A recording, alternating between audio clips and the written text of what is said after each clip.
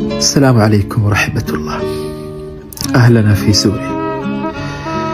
أعلم أنها ضاقت، وأعلم أنكم تركتم وحدكم، لكن صبرا صبرا، فإن الصبر زاد الأحرار. أسأل الله أن يعينكم، أسأل الله أن يكون معكم. والله إني حزين، والله إني حزين، وليس في اليد حيلة، ونحن نرى هذه المشاهد،